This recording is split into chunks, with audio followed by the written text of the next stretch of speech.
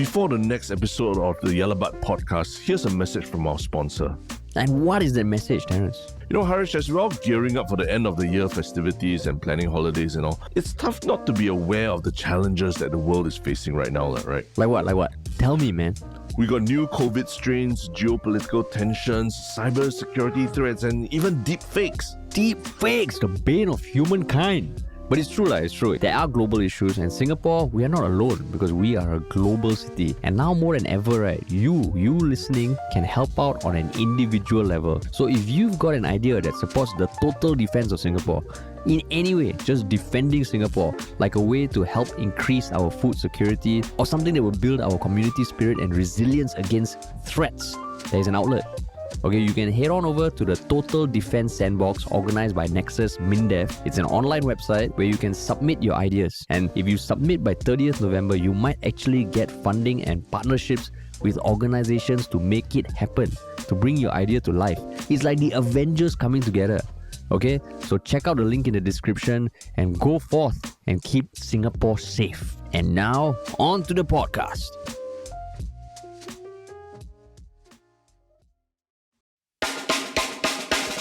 What's up, everybody? Welcome to another episode of Yala,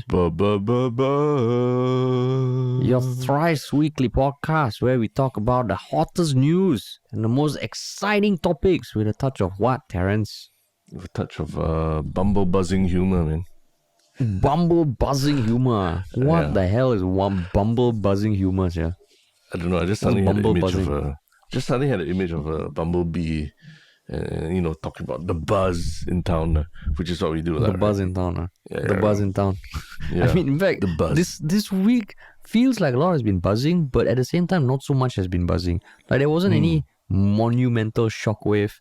At the start of the week, there was Rishi Sunak being voted PM of UK. Yeah. But apart from that, what else stuck out from the week, man?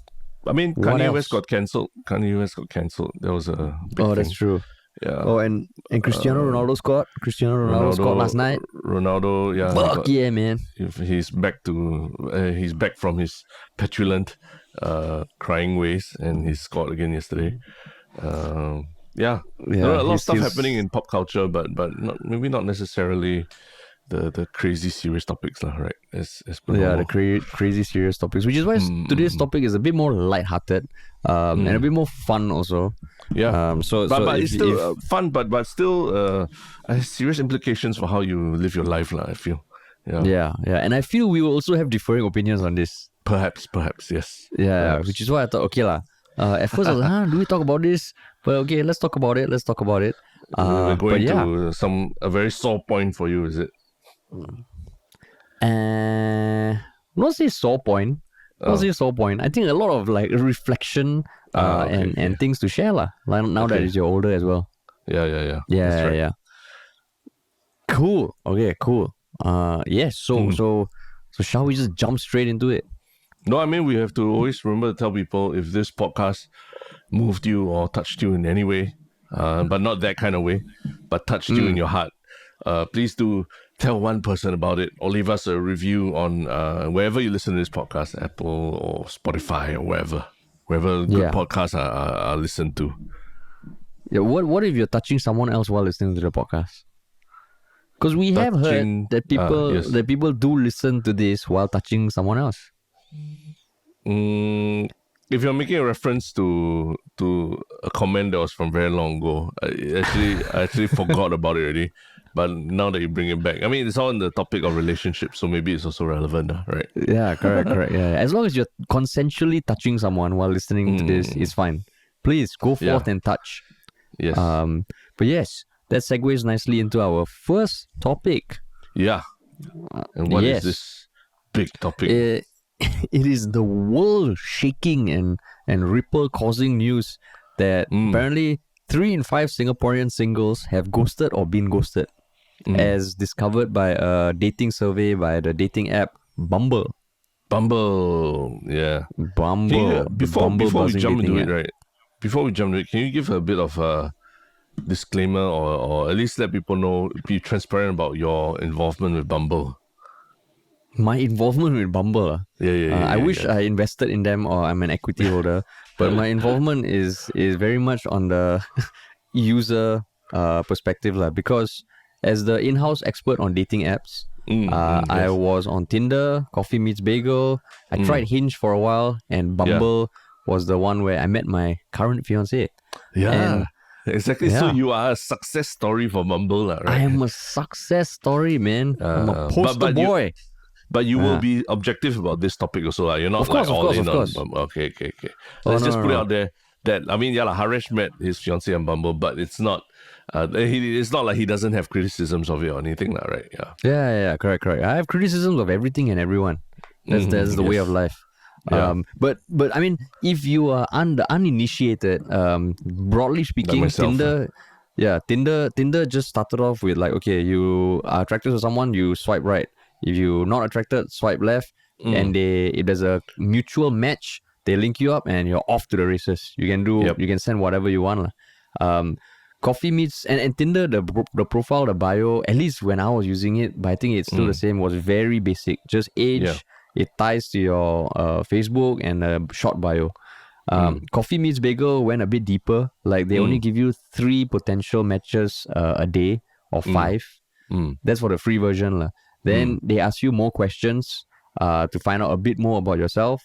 And then Bumble was similar to Tinder, except that when you match, the woman has to message first. Sounds a bit sexist in today's day and age, huh?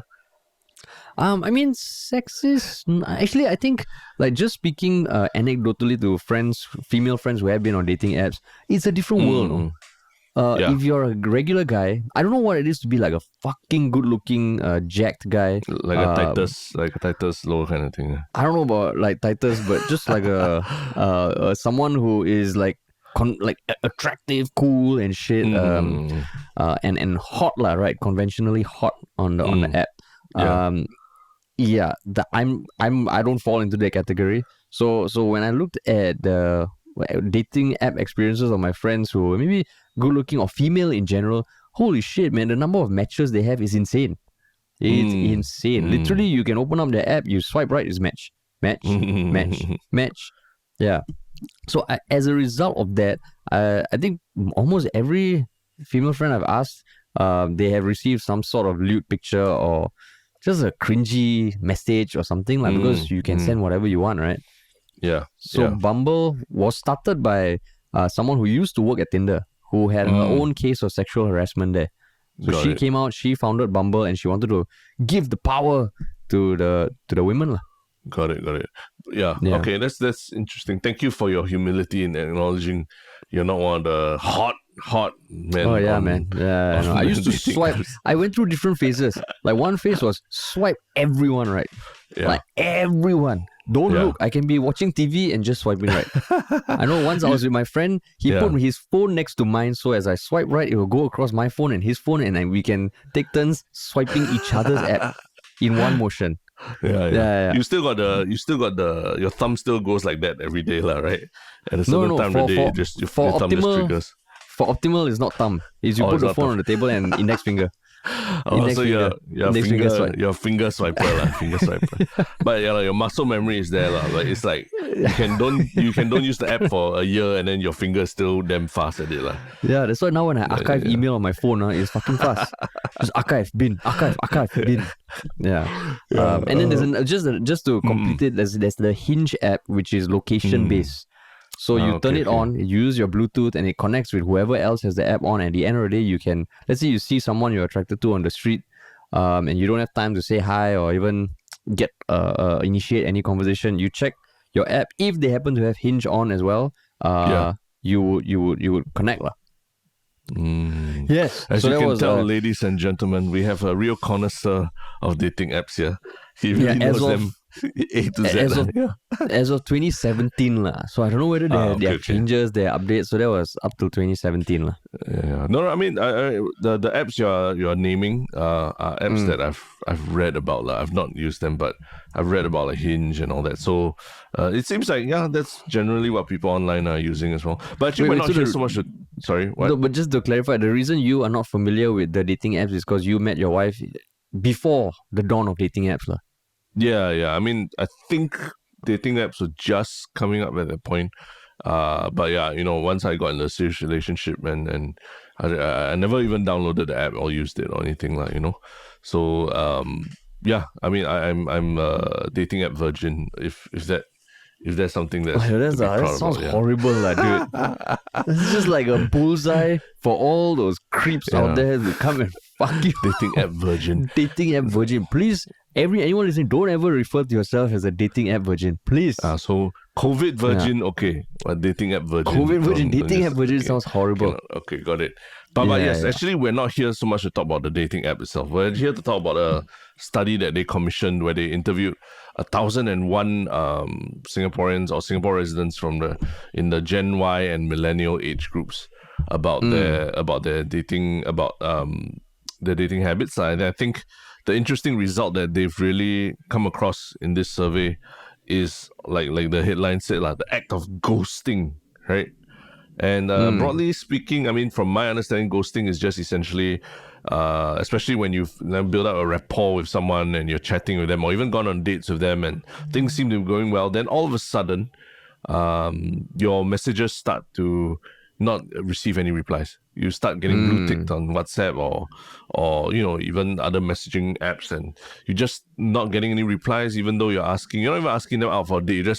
You're just messaging maybe to ask a day or, but eventually over time, the messages either peter down to one or two or just a one word reply, but eventually it's just nothing, and that's called being ghosted by someone on a dating app, right?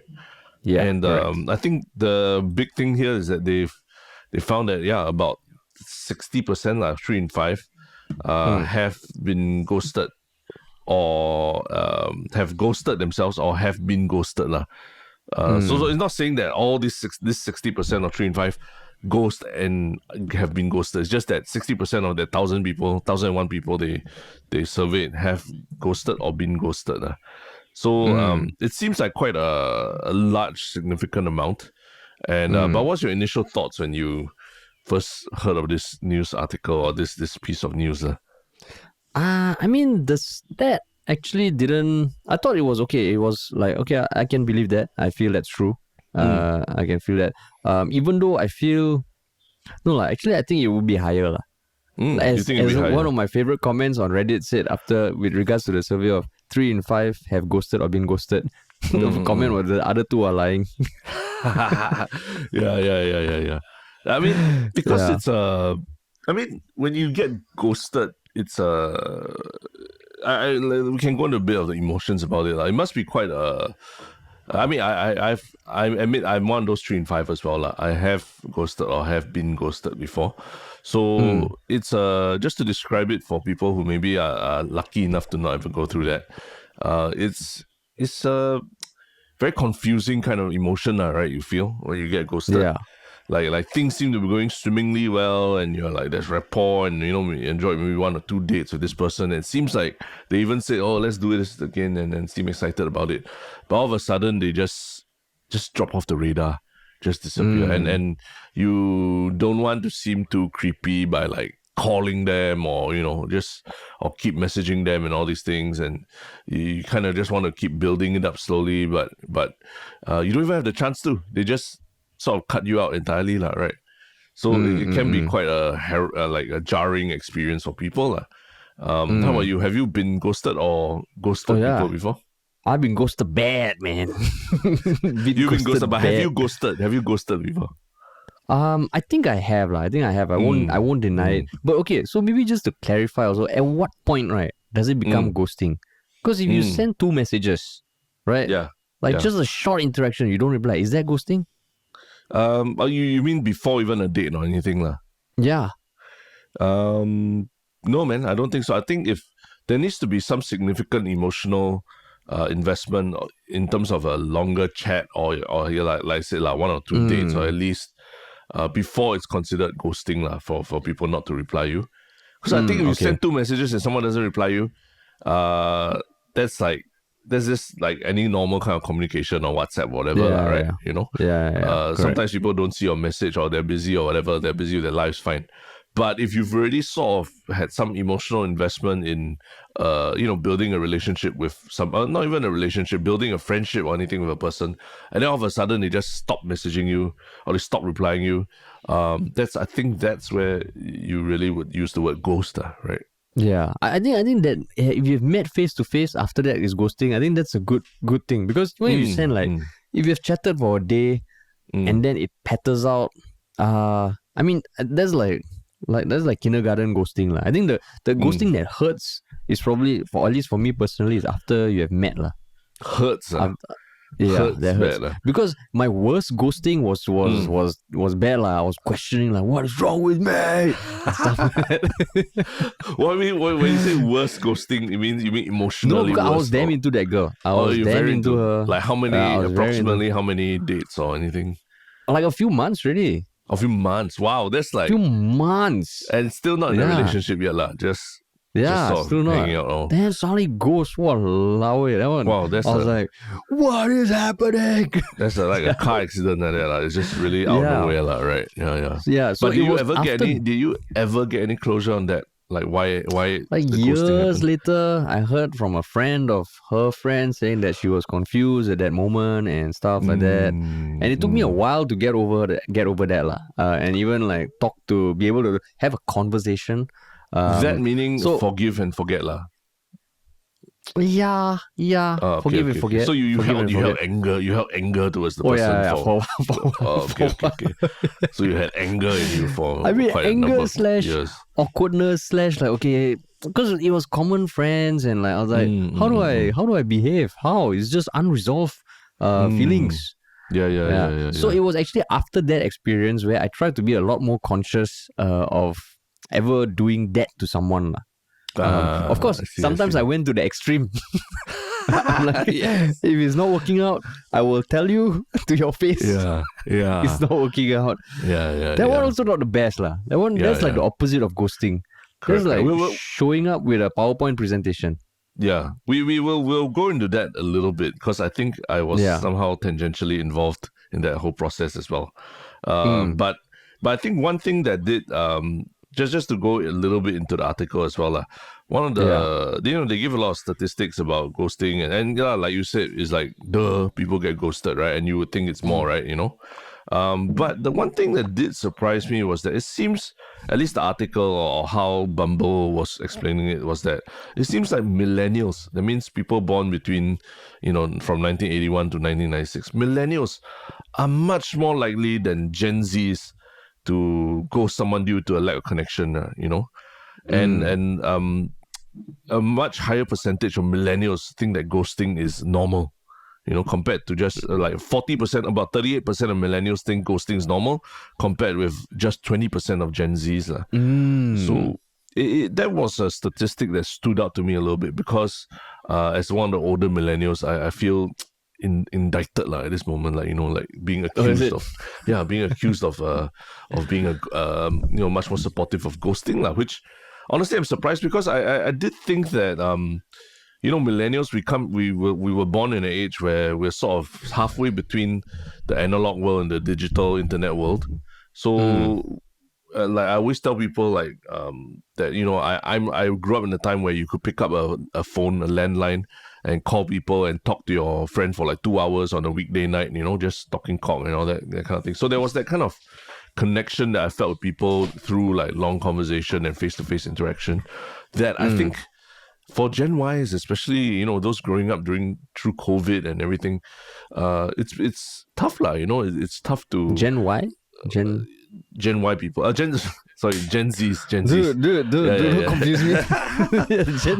Gen Z. I'm that far removed that I think is... No, Gen Zs, to me, Gen Zs have always grown up with the internet.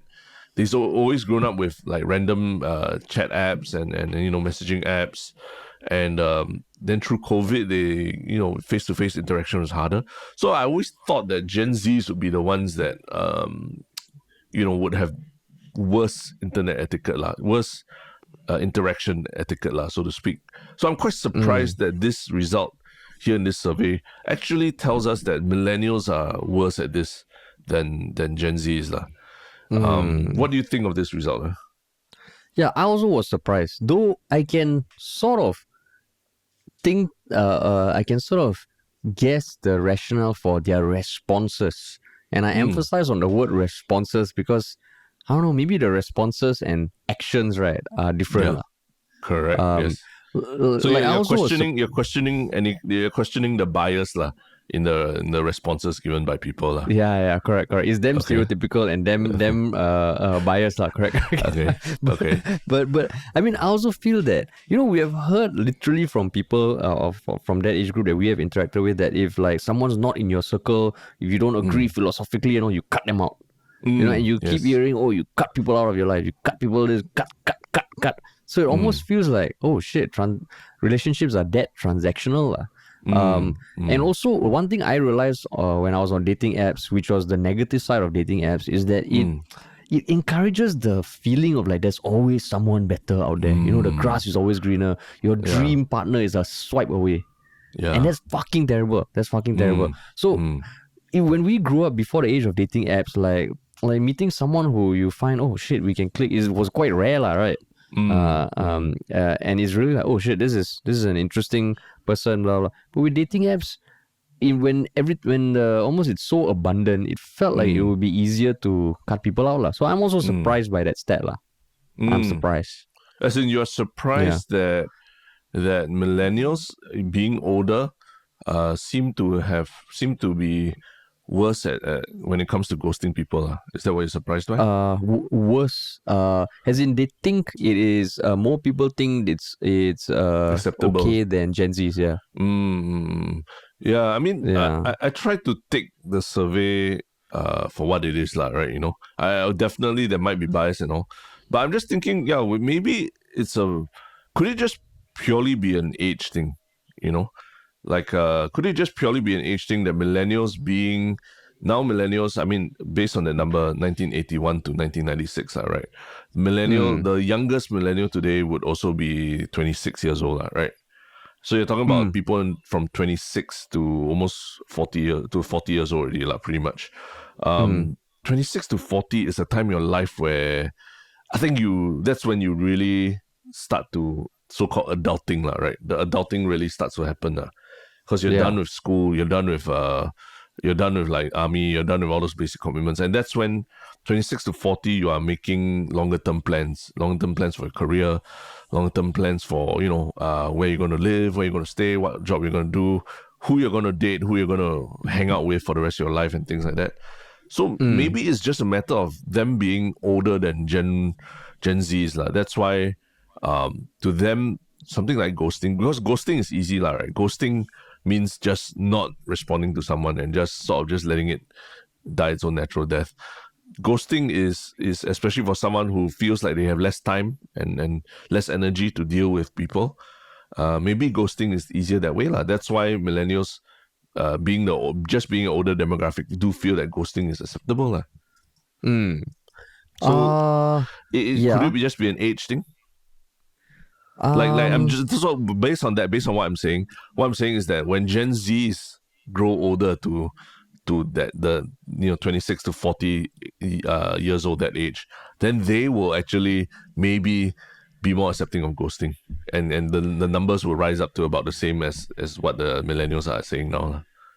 I guess, I mean, there is certain, I can see that happening because some of the more granular stats were also the reasons they gave for ghosting, being busy, lack of connection. And I think one thing you realize when you get older is that, okay, there's just more shit to deal with in life, right?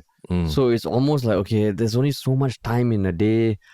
Then your priority list also changes, whereas for Gen Zs, I think maybe they're not working yet, and I think their entire more of their life is in the digital space. More of their identity is tied to their digital identity. It kind of reflects more closely to who they are as people. Correct. So I mean, that's I guess the interesting thing is if they if they had also interviewed slightly older people, like maybe Gen Xers, right? But I think Gen Xers are also probably less likely to be on. A few of them are on dating apps and all that, right? So they might not know that whole Maybe the whole Gen concept Xers of will be like- ghosting. You probably have to define what ghosting is to them, lah. They probably won't know, lah. Yeah. Maybe Gen Xers also will be like, fuck you and your feelings, lah. You know what I had to live through or not? Someone don't reply your message, you feel sad. Is it? Wake up your fucking idea, man. But I mean, age aside, Harish, do you think? I mean, let's say someone is really busy, like he's an Obama or a Lawrence Wong or something like that, and he's as busy as them or in the dating scene, but he's still on the dating scene. Is it more acceptable for someone who's busy to be ghosting compared to someone who's not as busy?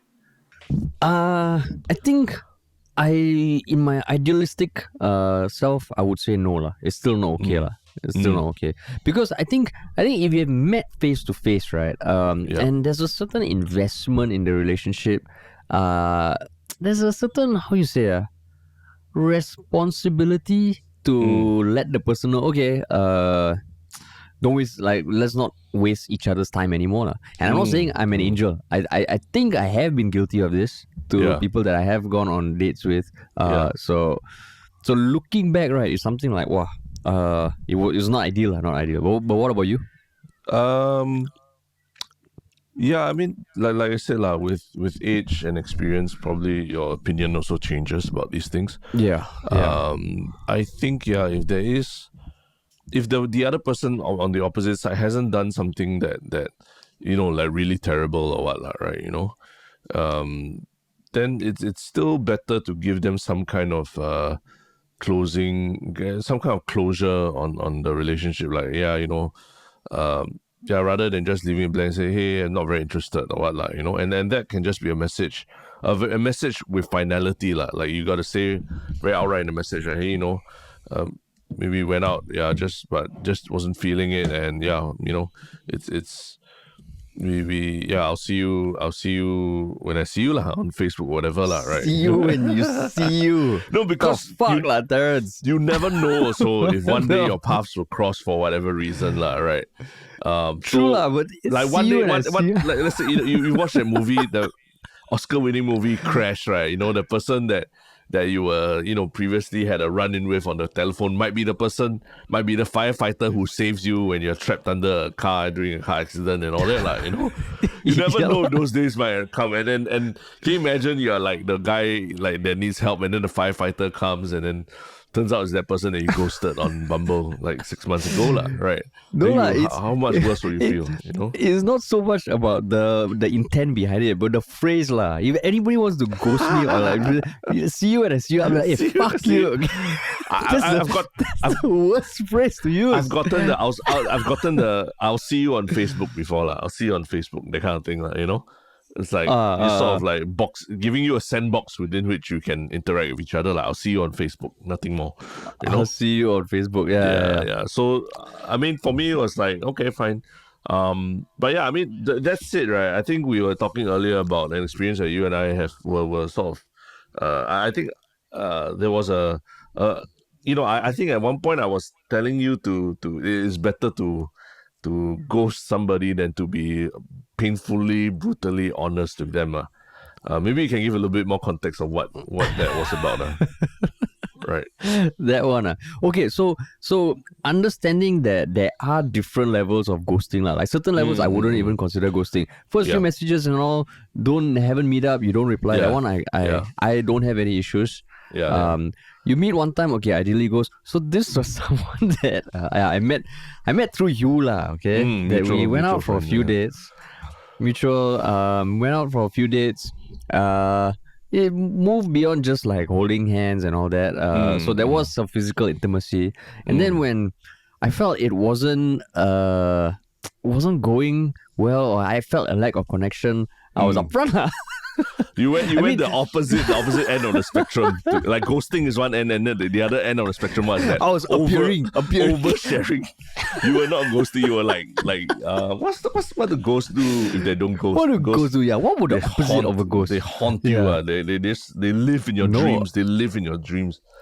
I appeared. I appeared face to face. And I said that lah. You're like Pontianak, like really like by the bedside, like every night you were there, like, right? Hey, no. That was just one night we met up, and then I was like, okay, I think we need to talk and blah blah blah blah. And then after that, I think she hated my guts lah. At least that's what I've heard through the grapevine lah. Right. And my assessment of it was that. Yes, you guys had gone out a few times, yes, you all progressed a little bit more, but you all weren't really like, in a full-on like relationship or anything yet, right? There was just So to me, it was like it didn't require that level of like that level of oversharing where you're really not my type at all. Okay, fuck you lah. Okay, I didn't say it that way. I didn't go. Here's why I think this will not work out. Point number one, no. I was a lot more. I didn't go into specifics, and I can't remember what I said. But no way in hell did I go into specifics. So that's where me and you disagreed also, because you were saying sometimes why do people need to know? So going back to your point earlier about how you do feel that okay, there is an obligation to let people know before you go there. The flip side is, do people want to hear that or not? Correct. Yes. How much do people want to know about why exactly it did work out, right? Yeah, maybe sometimes ghosting would be easier than hearing straight from someone's face to face looking at you that okay, I don't think this is gonna work out. I don't think we connect. I mean, maybe don't even need a face to face, That's the thing. It didn't need that was in the age. That was the age of. That was a while ago, Yeah. So to me, maybe it was because it was like, you had made such a grandiose gesture of it, like we're going to meet face to face, and I'm going to tell you. What did you hear? I didn't arrange a meeting to discuss that. It came up. It came up. It was almost so you like, had to get it out of your mind. I didn't fucking print a banner like Aeroplane Fly Plus with we don't connect or some shit like that. So it was almost like, this was like, let's arrange a meetup so that I can tell you that I'm not interested in you. No. It was not like that. We were already talking about where we were and all that. So I was like, okay, rather than ghost, let me bring it up. But then after that, then it really made me think, because I remember telling you about it and you're like, you're fucking idiot, like you. Hey, fuck you, okay? So, and I mean, even after that, there was another relationship where I was upfront and that also didn't work out. So then I'm like, oh shit, okay. You can't be an extreme. You can't go to the extreme. But going back to the thing, like, do you think sometimes people don't want to hear that? No, I think I remember back in Psych 101, social psychology class and all.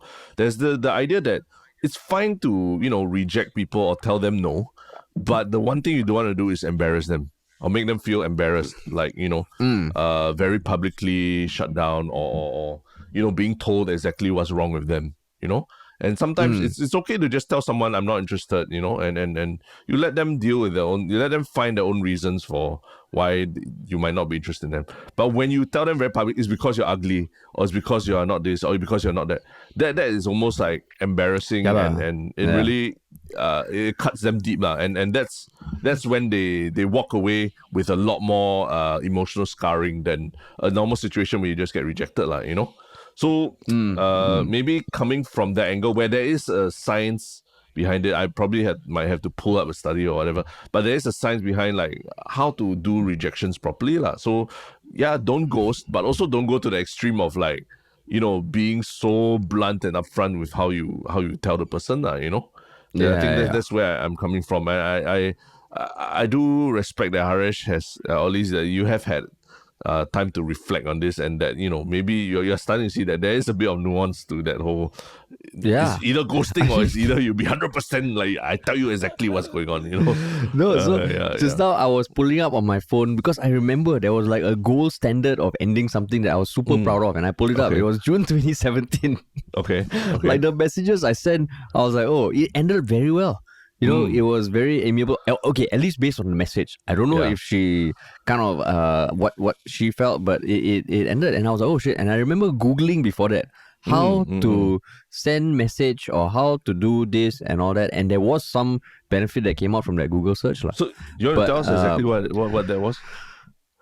Then now it's going to sound like some template, eh? Okay. No, but I mean, if it's helpful, Okay. to me, if it's helpful to people listening to this to learn some kind of basic internet etiquette, which I think a lot of people like the basic WhatsApp etiquette, the basic social messaging etiquette. I think it's a good place to tell people what you said, lah.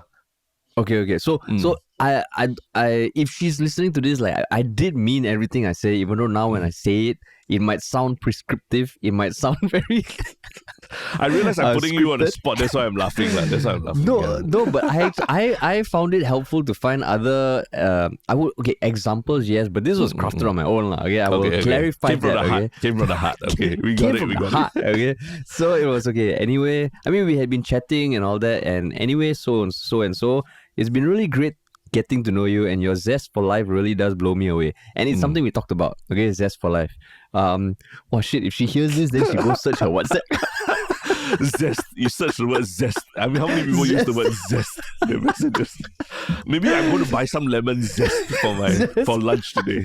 Other than that, it's only like when Harish is messaging you, then the word zest comes up. It's something we talked about. So, okay. But I've been thinking about it a lot, and I think it's best we kept this relationship platonic. If you were having similar thoughts, then great. If not, then I'm really, really sorry. And I totally understand if you'd rather not talk. But I do think you're a really cool person, and it'd be cool if we could stay friends. Then after that, it was a very, very healthy discussion. And then she, so she even told me, you don't need to say sorry. Like, I had a great time and blah, blah, blah, blah, blah. And yeah, it ended well. So, okay, I don't know what happened outside of the message, but I was like, oh shit, this was not bad. And whatever happened after that was also organic, but I felt I was quite, how you say, wouldn't say just relieved that it worked out that way, because it was very different from previous instances. Got it. Yeah. Yeah. You heard it here first. Zest for life, use that in your message. Don't just anyhow go use, okay? Make sure she got zest for life or he got zest for life, okay? Don't anyhow go and steal my message. Yeah. I think so. The important elements, let's break it down. I think the important elements there is you started off, really thinking about the positives of your relationship with this person, right? And pointing it out. Yeah, which was true, which was all true. Yeah. And then next thing, you were very honest about what you were feeling. And you did not presume to say that I think, you also don't look very interested, that kind of thing, right? You don't presume what they're feeling. Yeah, you gave them two options, like maybe you feel this way or maybe you don't feel this way, right? And it's up to them to tell you. And you, I think the one important thing is you told them you don't even need to reply to this thing, right? You gave them the chance to ghost you. You gave them the option to ghost you rather than you ghost them. So they can just, fuck it, I'm not going to reply this person because I'm pissed off. Or they can, respond and just play along with the whole thing.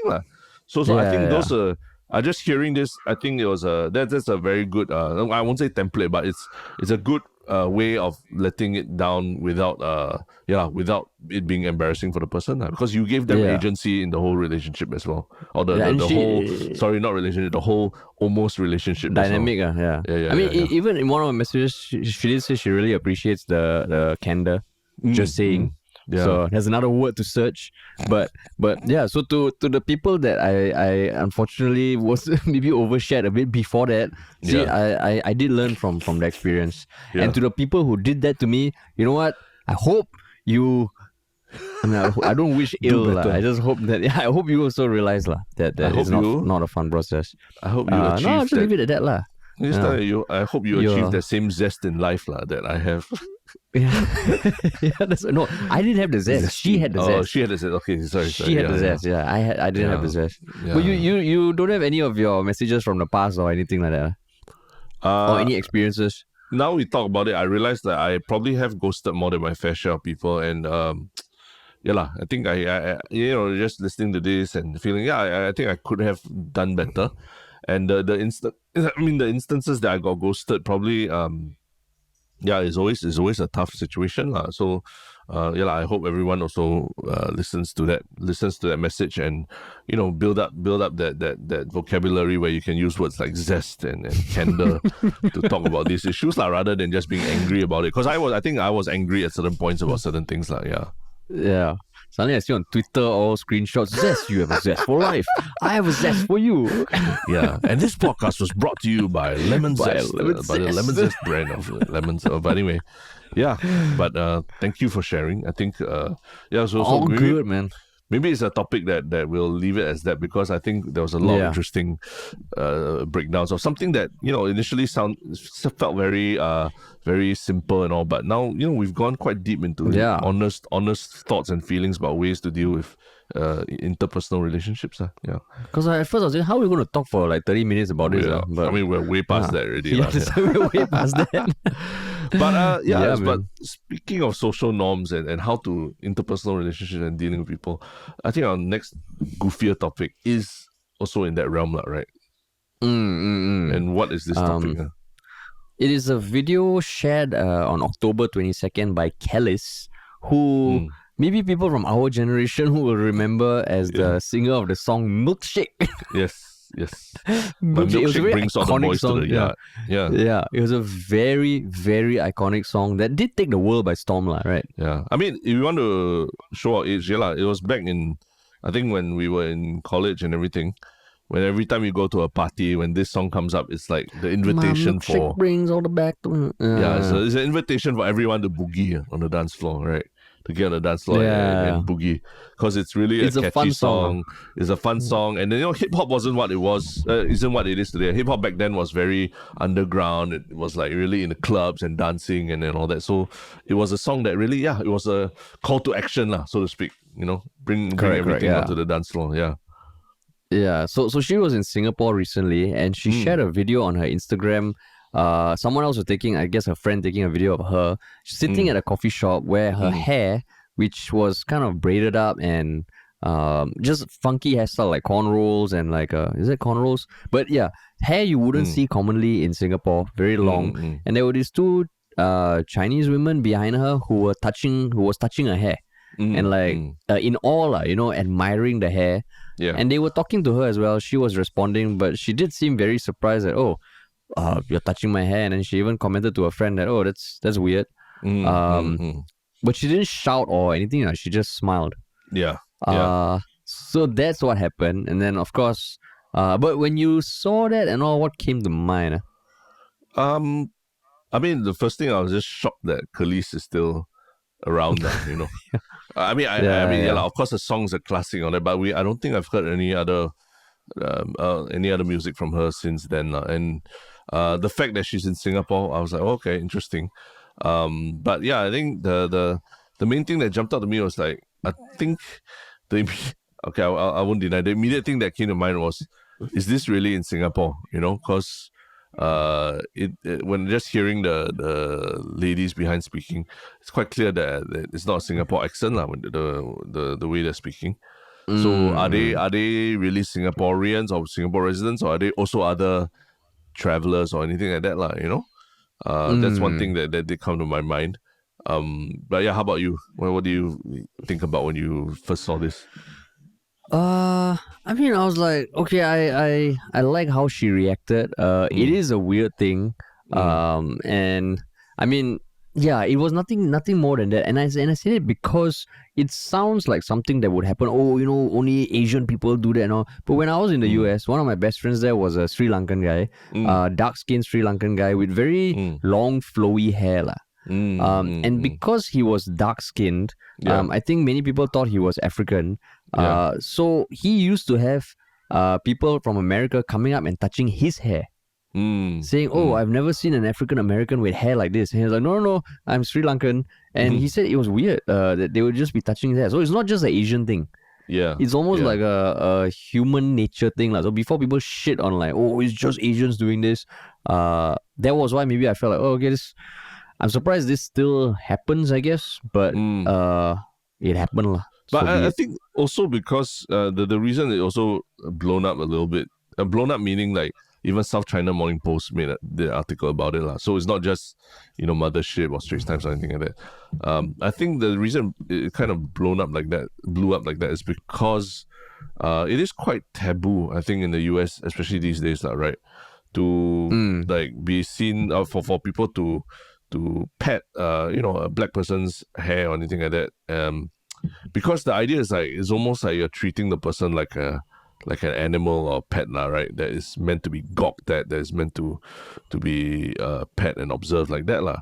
And I think that's why it's got very connotations of racism and privilege and all that wrapped up in it, lah. But the difference here is that this isn't the US where it's a white person doing it to a black person. What this is in Asia, lah, right? And not even Singaporeans for my guess are not even Singaporeans for that matter doing it in Singapore, lah. So there is the element of like, culturally, there definitely are fewer black people in Asia, lah, right? So for these two ladies in the background, maybe they really have never met a single black person in their lives, lah, right? And for them, there was this very big element of curiosity. I don't think they were deliberately trying to be racist about it or anything, but there was really an element of curiosity about the hair, lah, right, and how it was being done up. So I did feel like, okay, quite unfortunate for them that they basically have been highlighted in this video, their faces exposed and everything, and basically all the comments on it are there's words about like racism or ignorance being thrown about, lah. So it's quite unfortunate for the two of them, lah. But I mean, okay, like at the core, it's still something you shouldn't do, lah. You shouldn't go out with someone and touch their hair, right? Correct. Yeah. I don't know whether there was consent or anything, but I guess that's the thing about the internet, lah. Like, let's say, assuming Kelis was like, okay, this is weird, but it's happening, it's a funny video, the internet won't see it that way, lah. Yeah. So then it becomes a thing, okay, like, it's weird they are doing that. It is weird. And if she's just eating her food and these people come up and like start touching her, that's fucking weird, lah. Right? But I mean, so that is fucking weird. I think context matters, lah. And in this day and age of social media, that's the difficult part, right? Of understanding the full context. Because who are these two women? What if these two women are hairdressers? They're like people who professionally deal with hair, and they could be walking by, but they could have struck out a conversation with her and were friendly to her or something like that. We don't know, lah. We don't know. I'm speculating, and I don't want to be apologist if they are really being rude or anything like that. But it would kind of paint a slightly different picture of what they're doing, lah. Right? Like, I mean, you and I, we work in production, so we deal with hairdressers and all that, and they are very. They are people who study a lot of things that happen in fashion and trends in other parts of the world, like Korea, and Japan and all that. And they tell us things about hair, they tell us things about makeup that we never knew before, as lay people, right? And maybe that kind of interest that these two ladies are showing comes from a kind of almost academic interest in how the hair is braided and all, rather than just like, oh my god, this is like I'm petting an animal or anything like that. But like what you said, I think first and foremost is that if they were strangers who just happen to be passing by, you should refrain from just wanting to touch someone's hair. It is a bit of a weird thing to be doing outside of the context of work, like a production or anything like that, right? Yeah. So that's why this one is like this. It's hard to say there's right or wrong. I'm just glad that it didn't erupt in some sort of her calling that those two individuals or other people stepping in to make this like a fucking big ass fight.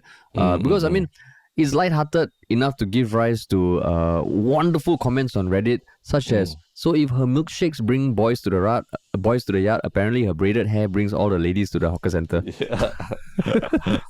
So I mean, maybe I don't know how offended or anything she was by the whole thing, but if you really look at her Instagram account, it seemed like she was enjoying her time in Singapore. She was exploring a lot of different things like longans and all that as well, like discovering fruit for the first time. So if her interactions with people, I'm sure she had more interactions with people that weren't just about touching her hair or anything like that, so hopefully she didn't walk away from this traumatized or offended and all that, and there's some other element of, because she also turned around and touched the one of the ladies' hair as well, right? Correct. So it seemed like a generally friendly banter, generally friendly exchange. I guess if only the one thing is like, if her friend who was taking the video didn't show the face of the other people as well, I think that's the part that is unfortunate, the internet is not a forgiving place, and they will hunt down these people and all that, But that's true. I used to just not until not too long ago during COVID. I was also leaving my hair a lot longer, lah, right? And definitely one thing I did notice was that there's a lot of more comments about my long hair, coming from people that I meet for the first time or strangers or anything like that. I mean, nobody went to the extent of wanting to touch it, lah. But I remember I went for a medical appointment at one point, and then the receptionist was like, "Oh my god, let me help you. Your hair is so cute," that kind of comment, lah. Yeah, cute because I tied it up like a sumo wrestler almost, like it's just a bun at the back, and then it was just yeah. So it's the first time in my in my adulthood probably that anyone has said I'm cute, lah. Or it was cute or something like that. So, yeah, you can choose to see it as like, oh, I'm being belittled like a animal or pet or cute pet or something like that. But at the same time, you also can see the side where, they don't see guys with long hair and long ponytails in Singapore that regularly. So it's quite an interesting occurrence that also makes them, just excites their day a little bit more, lah. Yeah, lah, but then now you're opening the can of worms for the racial dynamic. Who, of course, what was the race of the person who touched your hair? Didn't touch, but it was a minority. It was minority, like, it was minority. So minority. I'll just keep it as that. I'll keep it as that. They're taking the power back. Taking the power back. Yeah. The power. Yeah. The power back. But yeah. Do let us know, lah, if this kind of thing has occurred to you in Singapore. And whether you think how it can be, people can handle it without causing distress to anyone. Yes, exactly. But so speaking of causing distress, let's go the opposite end of the spectrum. And what is your one short comment that you've come across recently? My one short comment, it is something on our Reddit from Old Man Twix Eater. I don't know if they have posted before, but in bold for Harish. Hey, I listened to the podcast on Apple Podcasts. Cannot. Glad the podcast is back. And I like it because it's like, friendly banter between friends in person when you say something and they're like, hey, what? And now to see it online, keep that kind of shit coming, man. I like that kind of stuff, lah. As in, I don't always need like a thought-provoking comment or something. I'm like, hey, that's a callback to something I said on the podcast. And it's like that kind of talking cock in person, lah. Yeah. So shout out to that one-line comment. Yeah. What about you, man? Yeah, for me, I think the comments on Reddit for our last podcast, I think this Rasa Dave commented, for more people in Singapore who want to know about Rishi Sunak, the new UK PM, he also recommends listening to The Rest is Politics, which is a UK political podcast hosted by ex-Labour Communications Director Alistair Campbell, an ex-Conservative MP, and another person. It's Alistair Campbell, who is one of the hosts on the show, which is something that I also recommended as a one shot thing not too long ago. A podcast about politics, but mainly from the UK perspective. I think that podcast gives a bit of quite some interesting insight on the ongoings in the British parliamentary system and what people on the ground think about Rishi Sunak as a PM. So I see. Yeah, it's a good recommendation. I think there's a bunch of in the whole thread. There's a whole bunch of interesting articles that were also put forward by the long-time listeners like Jungle Jimbo about if you want to know more about Rishi Sunak and how Indian people are reacting to his appointment. There's some interesting articles that are posted there as well. So check it out. Oh, that is cool. Yeah. So if you want something more in depth, go for that comment. If you just want a light-hearted one-liner, go for the comment that I suggested. Yeah, that's right. Cool, man. So yes, what is your one shot thing for the weekend? Yeah, my one shot thing was something. It's this blog post titled 103 Bits of Advice I Wish I Had Known. So this is written by Kevin Kelly, who, for the full context, he runs his blog called The Technium, and he I think he's pretty old now, but wait, let me pull it up. So I think on his 60th birthday, he wrote like 60 bits of advice, and I think he's got a tech guy, so the bits is like just like one line lah. So he wrote something like okay, just pieces of advice that I'll share some examples. So I think that was very popular. Then I think on his 80th, on his 70th birthday, he wrote 70 bits or something. And then now he's not 103, but he just wrote like 103 bits of advice. Okay. So sorry, just the full context. 60th birthday, he wrote 68 bits of advice for his adult children and posted it here. It went viral. Then 70th birthday, he wrote up 103 bits of advice. And then it's just little things like, okay, don't ever work for someone you don't want to become. Cultivate 12 people who love you because they are worth more than 12 million people who like you. If you stop to listen to a musician or street performer for more than a minute, you owe them $1. So because you always see these bits of advice, but this one is a mix of like things you've heard before maybe, but new things. Like if you go to his blog, you can't read the full 103 because he's now turned it into an Amazon book. But if you Google, you can find examples of other places that have shared it lah. So I really enjoyed reading it, and it's just one of those things that you just read. It's easy to read, but compared to a TikTok video, it actually makes you think lah. Got it. So this guy again, what's his credentials such that is worth listening to him again? Oh, his credentials. Good question. I know he wrote the very viral article about the 1,000 True Fans. You know, you've heard. Yeah. That's right. The thing, yeah. So his background. Oh shit, what is his background? I don't know, man. He's very clearly a very prolific blogger.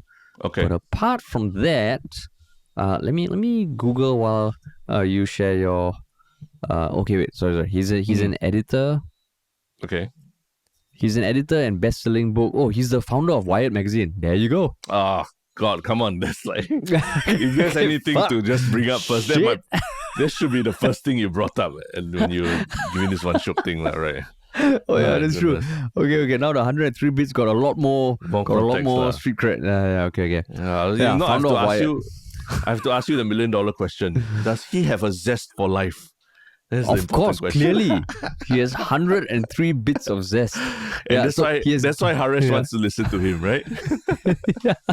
No, the fact that you have zest doesn't mean that I will listen to you. You never listen, dude. No. You want to be friends, but nothing more. You want to be friends, but nothing more. Okay, he's written quite a bit of books. He has spoke at TED. He has spoke at Google. So yeah, he's got street cred. Okay, street cred, legit. Yeah. Cool. What about you, man?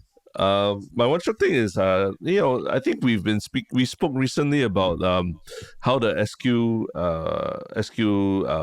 flight attendants now they're able to build a family while having a career as a flight attendant, right, going forward. And just coincidentally, just 2 days ago on the Straits Times YouTube channel, I think a video was released called "Becoming Singapore Airlines Cabin Crew: A Training Journey," where Straits Times journalists went through, I think 3.5 months of the training that the SQ flight attendants go through. And so I think, at least for me, it was the first time seeing the steps in which the Singapore Airlines cabin crew have to go through in order to train and become full-fledged flight attendants on the SQ. Because, I mean, service standards on SQ are stuff of legend, right? So, like I mentioned before in the podcast, there's always been this urban legends of that training involves, wearing bikinis and swimwear and parading around and things like that. So this one is really quite in depth, and it's an 8-minute video, an insight into what they do for those 3.5 months. And I think there's also another video that shows they do extracurricular stuff like they do dragon boating as an exercise to unite together to train together as a team and all that So it's pretty interesting insight to how much training they have to go through to do that. And it also answered my question about the urban legend about bikinis and all that. All I'll say, without giving anything away, is there is a swimming pool scene in the video. And that's all I'll say about it. Yeah. That's all you'll say. Okay, cool. But yeah, do check out the video. I think it's a good 8-minute watch for anyone interested in how SQ achieves its service standards. Sweet. All Yes. right. Some nice things to check out for the weekend. Yep. And yeah, I guess that's the end of this week. All right. Peace. Sweet. Talk to y'all soon.